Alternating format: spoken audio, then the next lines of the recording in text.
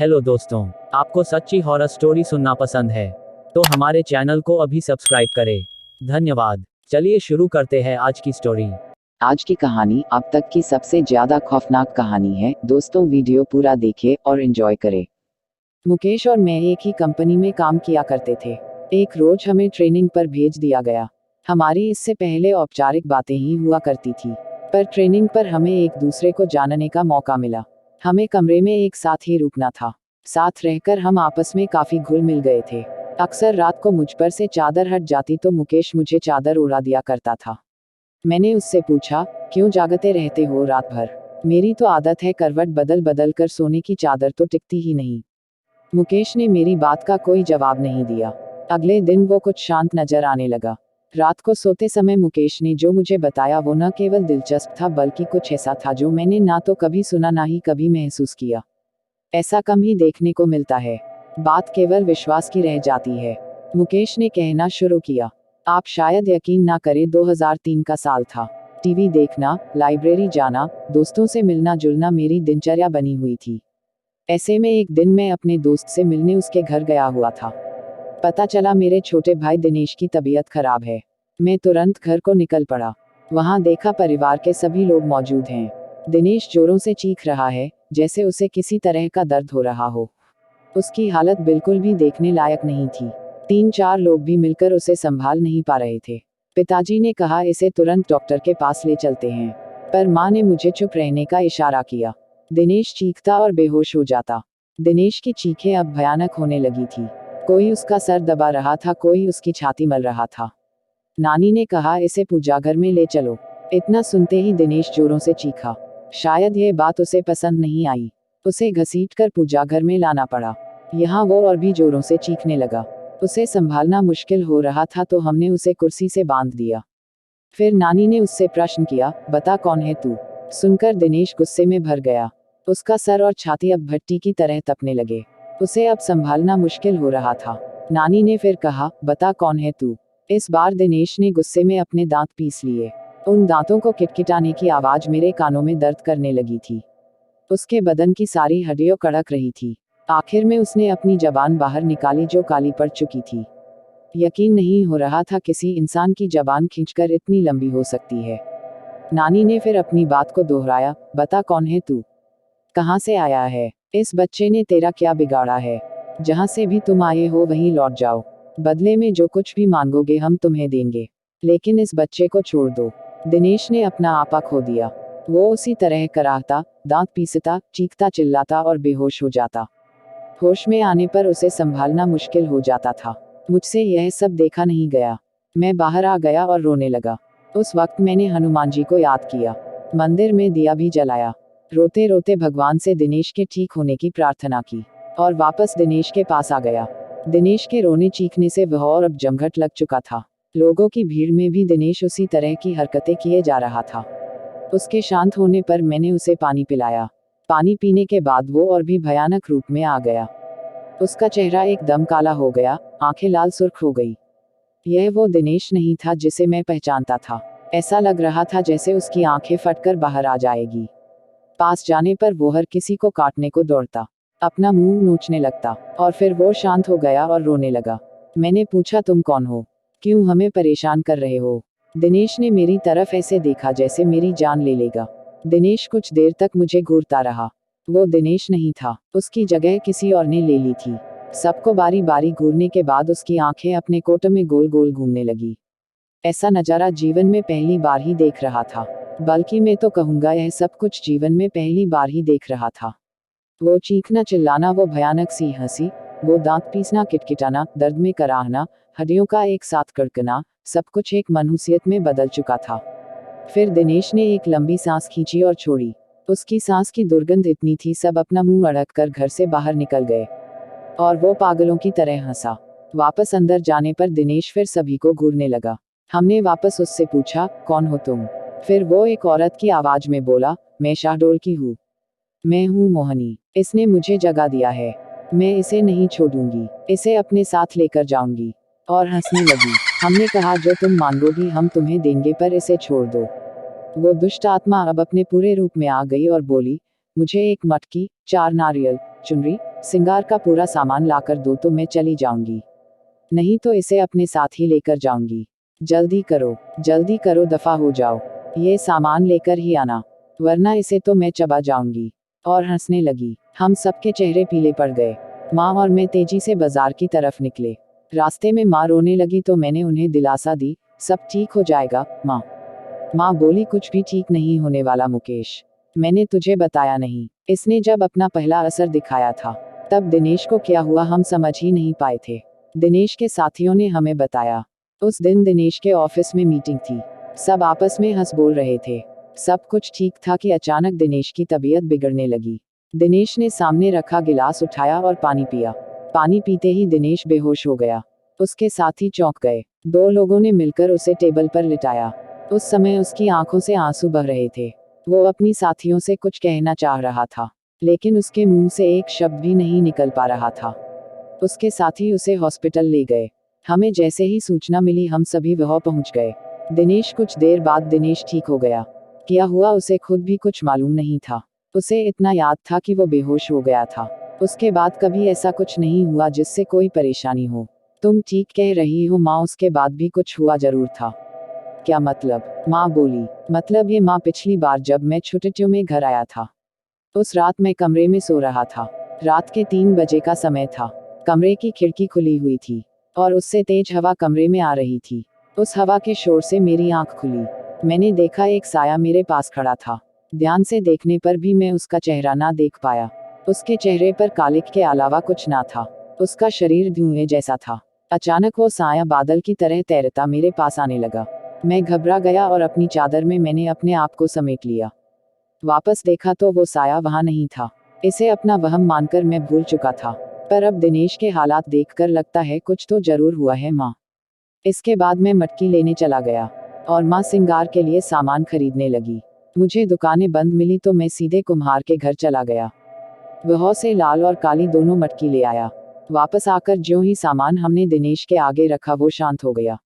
नानी उसे देखने गई और दिनेश के सामने जाकर खड़ी हो गई। कुछ देर तक नानी उसे ऐसे ही देखती रही तो हमने नानी से पूछा, क्या हुआ नानी?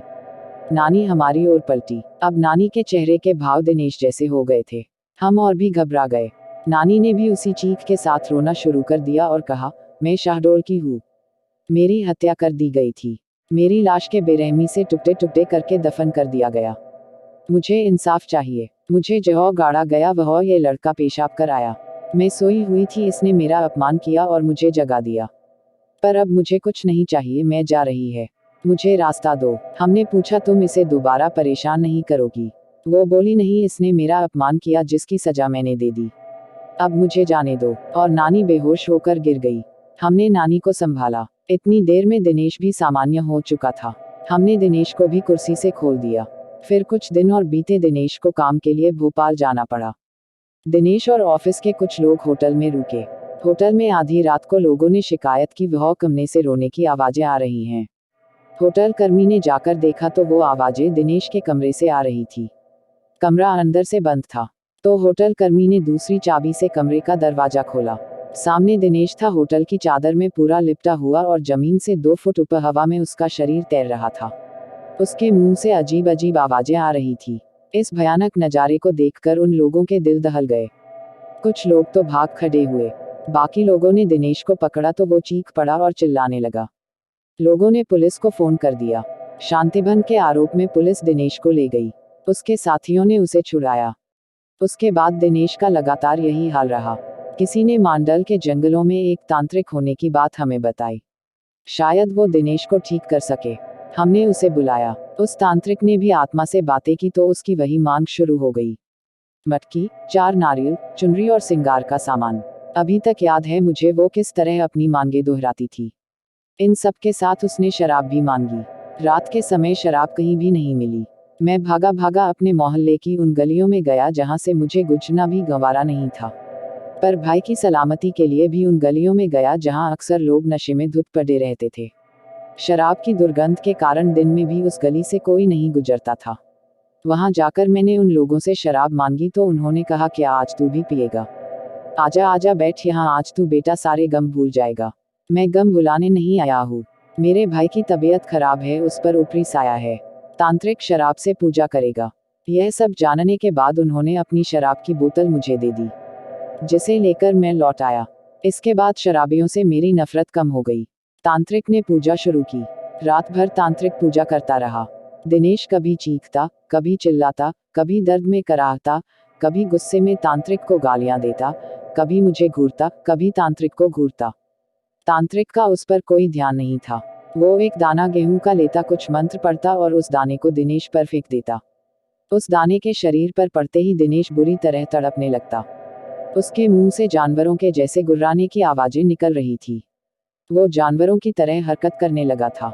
दिनेश की आवाज उसके गले में ही बंद कर रह गई थी। वो क्या बोल रहा था कुछ समझ नहीं आ रहा था। सुबह तक दिनेश ठीक हो गया और बेहोश रहा। शायद इन सबसे उसका शरीर थकने लगा था। उसका चेहरा पीला पड़ने लगा था।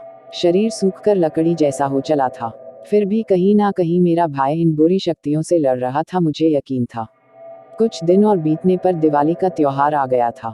धनतेरस का दिन था और मैं टीवी देख रहा था। दिनेश कमरे में आया और बेहोश हो गया। मुझे लगा वापस वही सब शुरू होने वाला है, तो मैंने उसे कुर्सी से बांध दिया। दिनेश थोड़ा होश में आया और उस आधी बेहोशी की हालत में उसने मुझसे कहा, भाई अब मैं नहीं बचूंगा, मैं खत्म हो जाऊंगा। ये सुनकर मेरी आंखों से आंसू आ गए। मैं अपने भाई को इस तरह जिंदगी से हारते नहीं देखना चाहता था। दिनेश भी रो रहा था, भाई मैं मर जाऊंगा। मैंने खुद को संभाला और दिनेश को बांध दिया। बाइक ली और एक दोस्त को साथ लेकर मैं उसी तांत्रिक को बुलाने निकला। मांडल के घनघोर जंगल, गुप्त अंधेरा। मैं तांत्रिक के घर पहुंचा। तांत्रिक भी उस दिन शराब के नशे में था। उसे बाइक पर बीच में बैठा कर ले आए। तांत्रिक का खुद का शरीर बस में नहीं था। गिरता पड़ता वो दिनेश के पास पहुंचा। जैसे ही उसने दिनेश का हाथ पकड़ा, उस तांत्रिक का सारा नशा उतर गया। उसने वही पूजा दोहराई और सुबह होने तक दिनेश फिर ठीक हो गया। अब तो यही सिलसिला चालू हो गया था। तांत्रिक आता, पूजा करता और सुबह तक चला जाता। मटकी, 4 नारियल, चुनरी और सिंगार का सामान हमारी रोज की जरूरत बन गई। ये सब चीजें अब घर में हर समय मौजूद रहने लगी। रोज रात खिरते घर में मनहूसियत सी छा जाती। घर के एक कोने में शराब की बोतलों का ढेर इकट्ठा हो गया था। ऐसा कोई मंदिर नहीं बचा, कोई मस्जिद नहीं बची जहां दिनेश का इलाज नहीं करवाया। अंत में किसी ने कलकत्ता के काली मंदिर जाने का सुझाव दिया। वहां जाकर दिनेश का इलाज कराया। यह भी उसकी वही मांग जारी थी। मटकी, 4 नारियल, चुनरी और सिंगार के सामान की। पर पुजारी ने साथ साथ कुछ नींबू, लौंग और कफन भी मंगवा लिया। इस बार की पूजा मुझे कुछ विशेष लगी। पुजारी हर बार कुछ मंत्र पढ़ता और उसे नींबू में फूंक देता और उसमें लौंग चुभा देता। फिर उस नींबू को कफन में लपेटकर एक मटकी में डाल देता। दिनेश को इससे बहुत दर्द होता और वो बेहोश हो जाता। होश में आकर दिनेश की फिर वही हरकतें चालू हो जाती थी। पर पुजारी अपने काम में लगा रहा। जैसे ही उस आत्मा की बारी आई, वो कहने लगी, मुझे छोड़ दो, जाने दो मुझे। पुजारिया, बोल, तू इसे फिर परेशान करेगी। नहीं करूंगी, मुझे माफ कर दो, मुझे जाने दो। पुजारी, क्यों परेशान कर रही है इस बच्चे को? पीछा छोड़ इस बच्चे का। वापस जा, लौट जा जहां से भी तू आई है। पुजारी ने ऐसा 8 से 10 बार किया और मोहनी को भी उसने कैद कर लिया। अंत में पुजारी ने वो मटकी हमें दी और कहा, इस बच्चे के अंदर दुष्ट आत्माओं ने डेरा जमा लिया था। सारी आत्माओं को इस मटकी में कैद कर दिया है। इसे ले जाकर शमशान में गाड़ दो और ध्यान रहे नंगे पैर ही जाना। हम उस मटकी को शमशान गाड़ आए। ताज्जुब तो यह था, पूरा रास्ता जंगल होकर गुजरता था। रास्ते में नंगे पैरों पर एक भी कांटा ना चुभा। ऐसा लग रहा था जैसे रूई पर चलकर हम उस जगह तक पहुंचे थे। इसके बाद दिनेश ठीक तो हो गया, पर काफी कमजोर हो चला था। केवल खाने और दवाइयों के लिए ही बिस्तर से उठ पाता था। इस वाकये के बाद मेरा उन चीजों पर भी विश्वास हो गया जिन्हें मैं पहले नहीं मानता था। 5 सालों तक इस मुसीबत को झेलने के बाद हमारी माली हालत खराब हो गई थी। सर पर कर्जा हो गया था। धीरे धीरे हम भाइयों ने वो कर्जा भी चुका दिया। हम कई और दिनों तक दिनेश की देखभाल में रात भर जागते थे। मैं उसके खाने का, समय पर दवाइयों का ध्यान रखता था।